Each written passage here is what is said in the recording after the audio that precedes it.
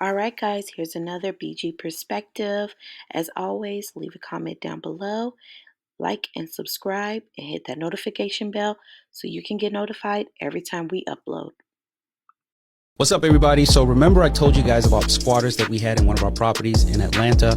As soon as we discovered the squatters were in the property, we filed an eviction with the court and we got judgment against them. Fast forward a few months and today was eviction day. When we arrived with the county marshals, the squatters were comfortably chilling in the home, but that didn't last long. The marshals immediately told them that they needed to step out.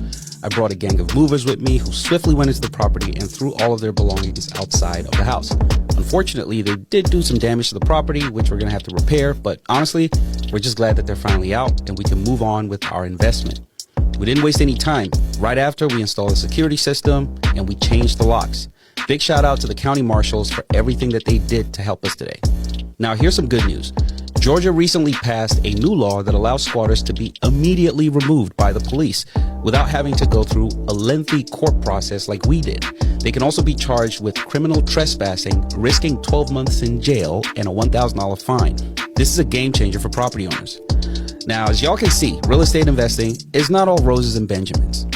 If you don't have your guard up and put the right systems in place, you can get caught slipping. But again, I'm really glad that we're not going to have to deal with this anymore in the state of Georgia, and I hope that all states across the U.S. will enact the same laws. If you're interested in real estate investing, comment training, and I'll send you a link to a free training where I'll show you how my wife and I built our multi-million-dollar real estate portfolio. Why the HOA evicted me? The HOA did not evict me, baby. I got evicted for not paying my rent. I didn't pay my rent. Y'all don't have to make up stories. I could tell you myself. I got evicted for not paying my rent. On the day that I moved out, I told them I moved out. Them bitches went and filed an eviction on me on the same day that I moved out. I will be going to court this week and going ahead and submitting the fact that I had already moved out and I had already informed them that. And the 3-day notice that they actually gave me wasn't over to the 12th, and they went and filed an eviction on me on the 10th. I'm going to do I'll take y'all with me to the courthouse. Y'all can look me up. I done had many evictions. That shit don't scare me. If I wanted to stay in the house, even with an eviction, let me tell you something. I'm going to do a whole video. If you get hit with an eviction, first they got to give you a 3-day notice telling you, okay, you got to pay your rent by this date or we're going to take legal proceedings or you need to move out. That's a 3-day notice. And y'all know I was a realtor, so I'm fully familiar with this. And I worked in apartments, luxury, as well as low-income housing. I done did it all, baby. When I say I had 36 jobs by age 25, I done did it all. So anyways, let's say you get hit with an eviction. The process will first be a 3-day notice. After you get a 3-day notice, you can call them, make payment arrangements. They might still want to evict you, whatever they want to do. When they go to court and file an eviction, they're going to file it. It's going to take a day or 2 days for the eviction to come to your house. When an eviction comes to your house, you have 5 days to respond. I can go drop $1 in a depository and write a letter, and I could drag this shit out for 6 months if I want to. I know how to do the whole process if I want to. I used to teach people how to do it on Facebook to buy yourself some extra time. Also, let's say they do file the eviction, but you don't want to move, you want to stay. Well, you go down there, you respond, you put all the rent money in the depository. If you got the rent money, obviously I got it. I just didn't want to pay it. But even if I had to come up with the money, bitch, I just made $13,000 the other day. I could go pay my rent if I wanted to pay the rent. You'll go ahead and put that money into the depository. In order for them to get the depository money, they have to go ahead and agree with the legal fees and all that shit. You're going to pay that. They're going to get the money out of the depository. The eviction case is going to be closed. I done had closed eviction cases where I stayed in the home. After that, what's going to happen is you just got to pay your rent on time again. Normally, after a situation like that, they're more lenient. Right now, it's taking people 6 months to get out of their house. 4 months. You could even go get a COVID letter and go submit it to the judge and stay in your fucking house for a whole year. I know how to work the system if I wanted to. Y'all are dumb. I'm not. All right? Somebody going to say, Pete, you called them dumb? I sure did. Y'all are dumb. I'm not. This part, though. I'm currently going through the eviction process at one of my properties. And I was at the courthouse last week. Some lady came in complaining her tenant or her $15,000 hasn't paid rent since July. She's been in this process since July. And her court date got canceled. And me, now that I'm in this process, I'm noticing there's nothing that protects the homeowner, the landlord, whoever owned that property. Everything is lenient towards the tenant or now the squatter. You know, somebody can really stay in your house and not pay rent. And you can't go there and change the locks. You can't legally do that. You have to go through the court system. And the court system takes forever. Like, it's super frustrating as a homeowner. You know, whether you vet good tenants or not, things can happen. People can change over time. People can lose their jobs. A lot of things can transpire within a 12-month lease. And just hearing her story, it hit me to be like, damn, as a real estate investor, we are in no control. Like, if your tenant doesn't pay rent, they can just live in there for free. And I think that needs to be reevaluated. Like, we need to balance it out. Going through this process is very eye-opening. And I think, you know, things should change, because tenants should not be able to just squat in people's properties for extended periods of time and not paying rent. That, to me, is ridiculous. Me and my kids are getting evicted out of our apartment. Let me tell y'all why while I clean up their room. If you've been following me for a while, then you notice it's the apartment that we moved in back in 2022 when I moved to Georgia with only $20 in a food stamp card. Since moving into this apartment, the management has changed 3 times and I have renewed my lease twice. First time I renewed my lease was back in October of 2023. At that time, I was really fed up with living in Georgia, but I didn't plan accordingly, so I renewed my lease for only 6 months while I figure out a plan. With going from a 12-month lease to a 6-month lease, my rent went from $12.50 a month to $14.65, which was okay with me. I was completely fine with that. I just felt like they gave me an additional 6 months to figure out a plan. Okay, fast forward to April 2024. My 6-month lease was coming to an end. I had just went through a breakup, so I really wasn't pressed about moving no more. I went to the office and spoke to them about renewing my lease yet once again, but this time I wanted to go back to a full year. Y'all, why these people told me that my rate would remain at $14.65 even if I renewed for a year? So something didn't seem right to me, only because the reason they told me I was paying the extra money each month was because I was on a short-term lease. I'm sorry, y'all. I'm running out of time, but y'all gonna have to come back for part 2. I just evicted my tenants, and this is how they left my property. They ripped off my cabinets, they took out the sink, they demoed everything, put everything in the living room, and look, I finally found where my kitchen sink's at. They left all their junky furniture here. Now I had to get rid of this. They took a sledgehammer, and look what they did to my bathroom. But they were kind enough to leave me the toilet, so I could have some deep thoughts. And in case you were wondering what the second bathroom looked like, yeah. They did leave this room a little bit better condition. They left some furniture here, but the floorboards are messed up. I guess I need a new AC. Do you think I should take that security deposit? Comment below.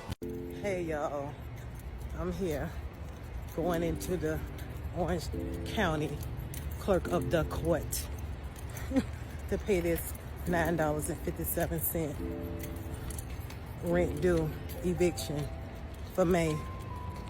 Brought an eviction against me. Hey y'all, for $1,941.57. However, I don't owe them $1,941.57.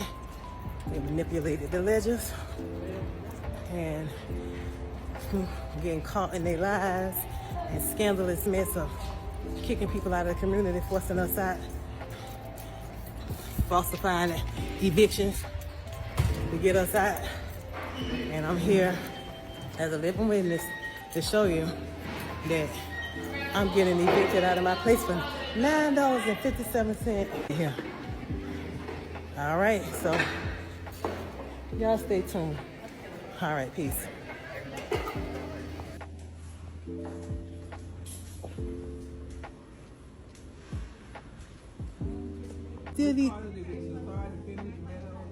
Okay, so like basically, even though I paid the money, they can still evict you out. That's up to the judge.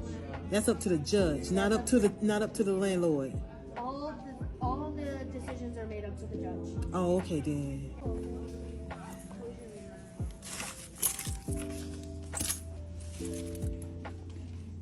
I didn't want to count out 99 cents just as much as you didn't want to receive 99 cents. I know, right? And I did have change in here, and I put it all in my little change container at the house, and I was just like, oh, I ain't even. She came through.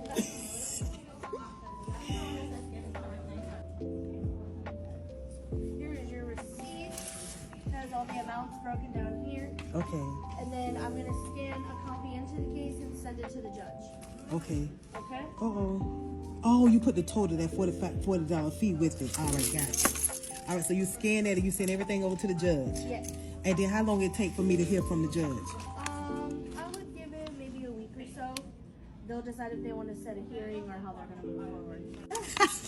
Okay, thank you. He did it Sunday. Come with us as we go evict our Section 8 tenant. All right, let's go, bitch. Today we're heading to our first rental property after the recent eviction of our tenant. There are many pros and cons to having a Section 8 tenant, but the result of this one was extremely bad. After receiving multiple violations from our HOA, we had to take a look at the property and see what was actually wrong with it. And once we pulled up, it was devastating. She was complaining of rats and all that kind of stuff, and clearly you can see why there were rats, because she didn't really care to actually throw the trash out. She threw the trash into the backyard. It's not a surprise that one would see rats. In all of her time living there, she hadn't cut the grass once. Look how bad this lot looked compared to the rest of the community. It's no wonder we got many violations for this. So that brings us to today. We had the trash taken out, the grass cut, and we were just there to put a notice of abandonment on the property as our last attempt to communicate with this woman since she'd gone off the radar. If you want to see what happens once we get the keys and go inside and then hit that follow button, stick around. I'm doing Instacart, and I come up here to drop this groceries off to this lady. This building is disrespectful. Arrears by building and floor as of April 2023, 129 West 147th Street. So the first floor, the second floor, the third floor, the fifth floor, the sixth floor, the seventh floor, the eighth floor, the ninth floor, the 10th floor, the 11th floor, the 12th floor, the 13th floor, 15th, 16th, 17th floor, 18th, 19th, 20th floor, 21st, 22nd, 23rd, 24th, 25th. All right, it's only 26 floors, so I skipped something. But in any case, the whole building in total owes $1,042,439.20. So the floor with the most arrears is here, floor 19. This is embarrassing. They're very disrespectful. The second floor that owes the most arrears, floor 14. The third floor, floor 13. Yo, this is crazy. They gonna start evicting people by whole floors. Anybody needs some place to live, give it maybe 6 months and you will all be able to move into this building right here. God bless these people in this building. I hope they can come up with the arrears. Look how much, that is crazy. Now my question is, granted they didn't put the apartment numbers up there, right? So it's not really grounds to sue. But the nerve of you to expose these people like that. COVID just came and went. Life is hard. You know, we're about to go into a recession. America can't pay off that debt, and they definitely looking for other ways to pay for that oil. You see all this cryptocurrency coming into play? Let's not get it twisted, all right? We soon be the bottom of the totem pole. So, with that being said, give these people a chance, please. Hola. Hey, it's Raul. I'm calling about the rent. Dime qué quieres. I'm calling you to discuss the rent. Oh my God, sir! I told you I can't. I will not pay. That's why I'm calling you. You signed the lease and you haven't paid rent in 2 months. I was calling to discuss, see when you're gonna pay. Look, I get it. Tú eres un buen muchacho y todo, but I told your property manager the same thing. Sorry, but es lo que es. No te voy a pagar y ya. You know what that means. I'm gonna have to evict you, do that whole process when we could just figure this out and you could just pay the rent. It is what it is. Yo hablé con mi tío. Él es un abogado y he told me that you're spending more money and time trying to beat me that is worth. Los dos sabemos que tú no vas a hacer eso, pero inténtalo si te da la gana. So y'all want to see how tenants treat your place when they can't pay the rent? Let me show you. Glass broken, flies everywhere, there's shit on the floor. Carpet dirty. This is a brand new carpet 5 months ago. Look at this. The dog playhouse. Shit smell like shit in here. I wish I could smell that. Oh my God. Dirty fireplace. Glass broken right here. Ants everywhere. Ants everywhere. Dirty tub. Remind you, all of this was renovated 5-6 months ago.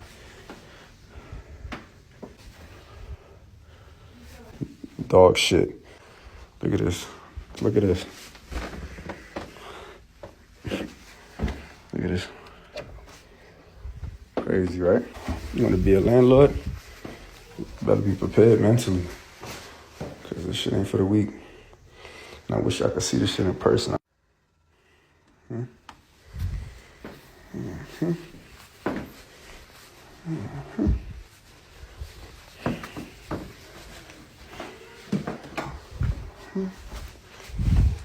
gonna leave the light on.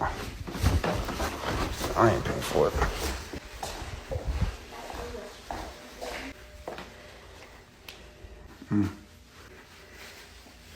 Okay. All right. Carpet dirty. Look at this right here. Look at this. I gotta change the carpet. I mean, I'm gonna try to wash it, but look at this. I mean, crazy. Let's take a look in here. Well, at least the tile not broken. At least the mirror not broken. At least the cabinet's still good. Y'all sure y'all ready for shit like this? You're gonna own properties and be a landlord? I'm just praying when I get back my appliances still gonna be here.